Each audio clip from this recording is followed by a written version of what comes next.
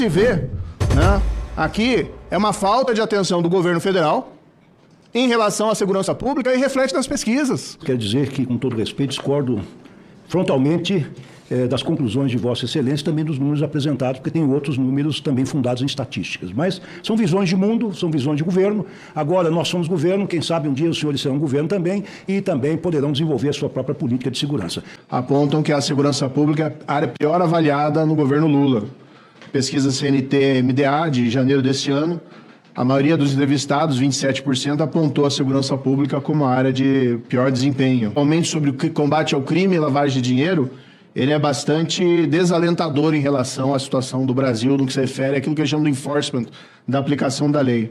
A primeira pergunta que faria a Vossa Excelência seria qual é a ação quais são as ações do Ministério da Justiça para reverter essa percepção popular e essas críticas desses organismos internacionais. Sobre a PEC da segurança pública, ministro Lewandowski, que aparentemente ainda não foi encaminhada ao Congresso, está sendo objeto de discussão, algumas indagações que eu teria é se ela realmente seria necessária. Por exemplo, no que se refere ao SUS, está legislado, tem a legislação, não tem sido questionada a constitucionalidade, está lá. Por que a necessidade da constitucionalização? Por Sérgio Moro, como não podia deixar de ser, Vossa Excelência, com a sua formação técnica, profissional e acadêmica, fez algumas questões muito instigantes e que eu pretendo, nesse tempo que me foi assinalado, responder dentro do possível. Em primeiro lugar, é a questão da constitucionalização do SUSP. Acho que a senadora Elisiane, eu encampo as observações que Sua Excelência fez no que diz respeito à constitucionalização de um fundo de segurança nacional e do fundo penitenciário. Se nós não tivermos garantia de que há recursos suficientes e que não podem ser contingenciados e que tenham recursos direcionados especificamente para eles, como acontece com a educação e como acontece com a saúde, nós não resolveremos esse problema. Então, a Constituição, inclusive, poderá estabelecer critérios e, eventualmente, até estabelecer que uma gestão compartilhada com União, Estados e municípios no que diz respeito à distribuição destes recursos. Mas nós reputamos isso altamente importante. Qual o senador Sérgio Moro, Vossa Excelência, além de profissional, como eu disse, do direito, é um acadêmico, conhece profundamente o direito constitucional e sabe que a nossa Constituição, ela consagra a autonomia dos entes federativos, mas é uma autonomia relativa, porque nós caminhamos de um federalismo dual, com compartimentos estanques no que diz respeito a rendas e competências, para um federalismo cooperativo. Senadora, super obrigado. Obrigado. Um federalismo cooperativo, em que nós dividimos competências, nós temos competências privativas, concorrentes, competências comuns nas mais distintas áreas. Assim como os tributos federais e estaduais são compartilhados nos 3 níveis político-administrativos da federação. Quando o SUSP foi criado, e em boa hora criado, o que aconteceu? Na época, talvez pela correlação de forças que o presidente Temer e o ministro Jungmann tinham no Congresso Nacional, que não, talvez, até pela premência do tempo, não lhes permitiria avançar um pouco mais e constitucionalizar o SUSP, ele aprovou o SUSP numa lei ordinária. Mas é claro que uma lei ordinária não tem o condão de, não digo obrigar os estados e municípios, mas vincular no que diz respeito a uma ação comum, uma ação coordenada. Porque a quebra ou a flexibilização da autonomia dos estados e municípios, dos entes federados, só pode ocorrer na medida em que nós tenhamos esta possibilidade entronizada na Constituição Federal. Então, este é o grande motivo, senador Sérgio Moro, primeiro, por razões orçamentárias, e segundo, por razões estritamente constitucionais, compatíveis com o federalismo cooperativo que nós exercitamos hoje, que nós vivemos hoje, é que nós estamos propondo, e é claro que é uma proposição, ninguém é dono da verdade, mas eu acho, senador Flávio Bolsonaro, que é o momento de nós rediscutirmos o modelo que foi gestado há 36 anos atrás, com a Constituição de 88.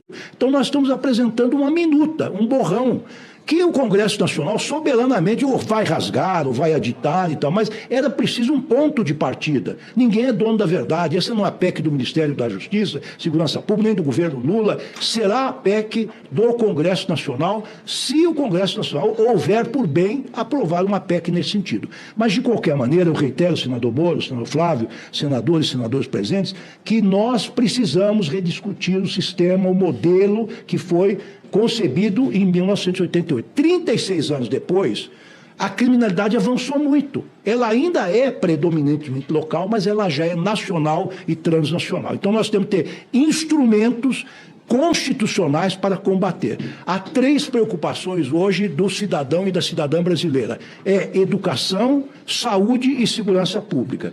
Não por menos que a saúde e a educação estão constitucionalizadas. Então, penso respeitosamente que nós precisamos constitucionalizar o SUSP. E ele será constitucionalizado, se for o caso, nos moldes a serem preconizados soberanamente pelos parlamentares brasileiros. Bom, com relação à percepção que o povo tem da segurança pública. Olha, quando alguém... E eu já fui vítima disso, meus filhos foram vítimas disso. Tem um celular furtado ou roubado nas grandes capitais do país, o que acontece? A pessoa fica traumatizada, fica psicologicamente abalada. Qual é a reação dessa pessoa? Ela diz, olha, o governo não está fazendo nada. Eu estou sendo assaltado em plena rua, meu carro está sendo assaltado, tem tiroteio nas comunidades, etc. Então, a primeira coisa é o governo. Quem personifica o governo brasileiro? É o governo Lula.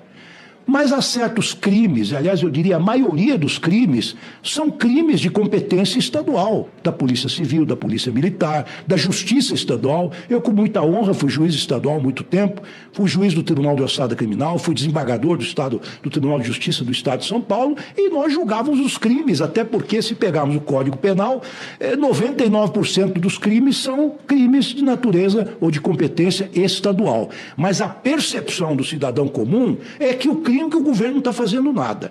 Mas não está fazendo nada por quê? Está fazendo muito, sim.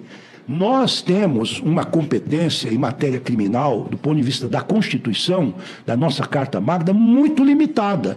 A Polícia Federal, que já contava com 15 mil homens no passado, hoje tem cerca de 13 mil homens, contando o seu pessoal administrativo. Ou estamos aquém daquilo que já tínhamos. E a competência desse pequeno número de dedicadíssimos agentes da Polícia Federal, que trabalham dia e noite, desde a emissão de passaporte, controle de fronteiras, portos, aeroportos, combate à criminalidade organizada ou não, ela está aquém das suas necessidades. Inclusive, teve um corte orçamentário brutal, que nós estamos tentando superar, teve seus concursos sustados, e aqui eu respondo também diretamente ao eminente senador Sérgio Moro, não por nossa vontade. Nós temos previsão não só para a contratação de pessoal administrativo, e também para pessoal da linha de frente de combate. Mas o que eu quero dizer é que a competência da Polícia Federal é muito angusta, muito limitada. Ela se limita à investigação de crimes federais, que são fundamentalmente os crimes fiscais e previdenciários, não é, de competência da União, e são aqueles crimes que o senador Sérgio Moro muito bem disse, aqueles crimes que transcendem as fronteiras estaduais e as fronteiras, e até tem a repercussão nacional. Mas só podem agir se o crime for federalizado, se alguém tiver um foro por prerrogativa de função no Tribunal Federal, ou se contar com uma autorização do ministro, porque é uma lei que estabelece isso. Isso conta a Polícia Federal. Polícia Rodoviária Federal faz das tripas o coração.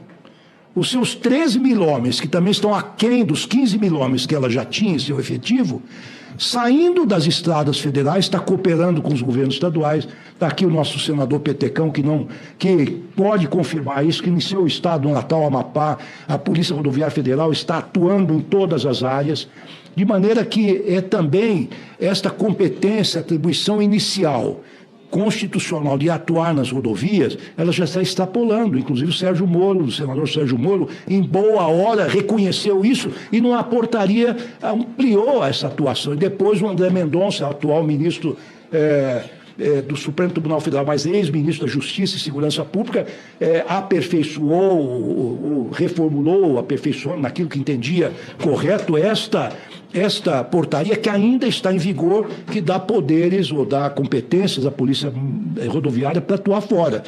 A Polícia Penal Federal, ela tem 1.600 homens, pasmem as senhoras e os senhores, para cuidar de 5 penitenciárias de alta segurança, tá certo? Alta segurança, de apoiar os estados, auxiliando-os, inclusive enviando forças-tarefas, fazendo cursos, dando, enfim, novas competências para as forças penais federais, estaduais, realmente já no limite de seus recursos. Então, o que eu quero dizer, senador Sérgio Moro, que no atual cenário constitucional, a atuação das forças de segurança federais são muito pequenas. Então, 13 mil homens da Polícia Federal, mais 13 mil homens da Polícia Rodoviária Federal, são o quê? São 26 mil. Mas contamos 2 mil, quem sabe, exagerando, da Polícia Penal Federal. Nós temos aí, o quê? 28 mil homens. Sabe quantos homens têm os estados? Tem 500 mil homens, contando as polícias civis e as polícias militares. É um exército, enquanto as Forças Armadas têm 250 mil homens. Portanto, quer dizer, a competência fundamental básica, vamos dizer isto, com todas as letras, é das forças de segurança dos estados e complementamento dos municípios, daquilo que lhe diz respeito, que tem uma força patrimonial, que são as guardas municipais. O que é que eu estou propondo, senador Sérgio Moro, eminentes senadores e senadoras? Eu estou propondo, reconhecendo esse sentimento válido da cidadania brasileira, de que o governo está devendo na área da segurança nacional, por isso é que nós estamos propondo a PEC. Nós estamos saindo da zona de conforto, porque podíamos deixar como está, recebendo críticas, defendendo as críticas pontualmente. Nós queremos compartilhar a responsabilidade com os estados e municípios nessa área. Estamos com coragem, se me permite dizer, sem falsa modéstia, queremos compartilhar esse ônus. Queremos assumir aquela parte que nos diz respeito, ampliando um pouquinho ou reconhecendo aquilo que as polícias federais já fazem, buscando mais recursos para o sistema. O Brasil tem sido, vamos dizer, não vou dizer alvo, mas tem sido objeto de críticas de organismos internacionais, destacando aqui a Transparência Internacional, que faz o index do combate à corrupção.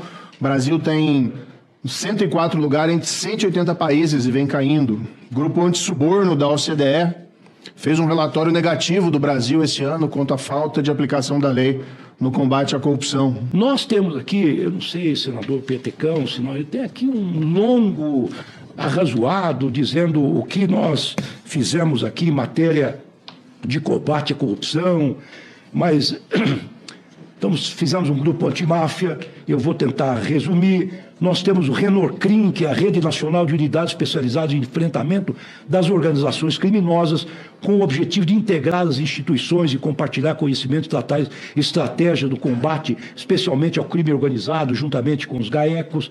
Temos o programa Recupera, que é a Rede Nacional de Recuperação de Ativos, que é coordenada pela Senasp e integrada pela... Acabou meu tempo? Não, pode continuar. Integrada pela Secretaria Nacional de Políticas Antidrogas e de Recuperação de Ativos. Quero dizer que de janeiro a outubro de 2024, estou saltando para poupar o tempo dos eminentes senadores e senadoras, só de janeiro a outubro de 2004, nós já leiloamos em 345 pregões 383.851 itens apreendidos em operações policiais. O retorno financeiro aos cofres públicos foi de 109 e poucos milhões de reais. Temos o RENARC, que é a Rede Nacional de Enfrentamento ao Tráfico de Entorpecentes, composto pelo Senasp e pelo Senad, que é a Secretaria Antidrogas, com o propósito de fortalecer a integração qualificada contra o tráfico de drogas no país e sufocar o financiamento de atividades ilícitas, causador de instabilidade institucional.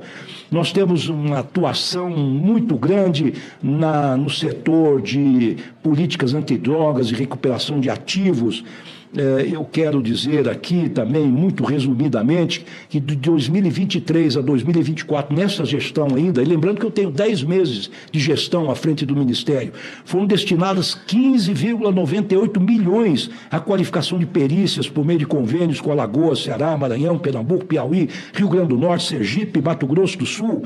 Além disso, 7,64 milhões foram destinados a equipar órgãos de segurança da política de segurança pública na Bahia, Pará, Paraná, Rio de Janeiro, Distrito Federal, Rondônia, etc. Programa Nacional de Integração de Dados e Perícias sobre Drogas, uma atuação, a Polícia Federal, que ela tem feito.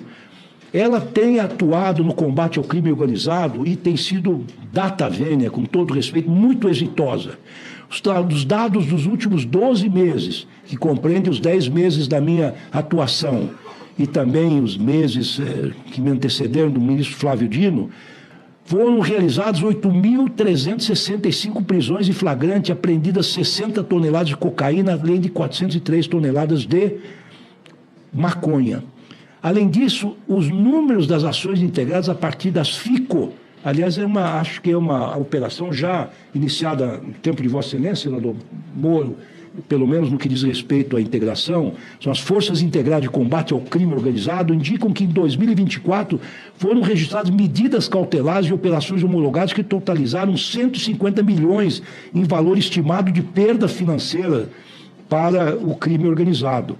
No âmbito dos grupos de investigações sensíveis, o conjunto de bens apreendidos soma o total de 775 milhões de reais. Polícia Rodoviária Federal, fazendo um resumo, esses dados estão à disposição de Vossas Excelências. O nosso Ministério é absolutamente transparente, não escondemos nada.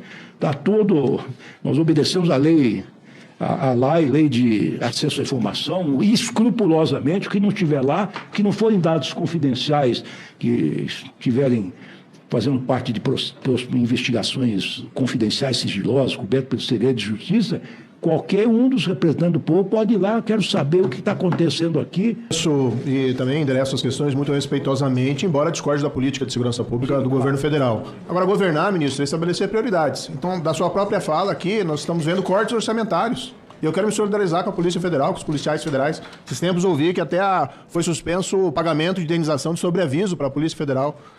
Eu perguntei, os dados que eu tenho, que são colhidos oficiais, teve queda de operações contra o crime organizado. Em 2019 foi 6.423. Nesse ano, a informação que nós pegamos foi 2.108. Ações contra a corrupção, 534 em 2019. Em 2024 foi 71 até agora. Mas não tem essa atenção por parte do governo Lula. Se vê, né? Aqui é uma falta de atenção do governo federal em relação à segurança pública e reflete nas pesquisas. Quero dizer que, com todo respeito, discordo frontalmente das conclusões de Vossa Excelência, também dos números apresentados, porque tem outros números também fundados em estatísticas. Mas são visões de mundo, são visões de governo. Agora, nós somos governo, quem sabe um dia os senhores serão governo também, e também poderão desenvolver a sua própria política de segurança.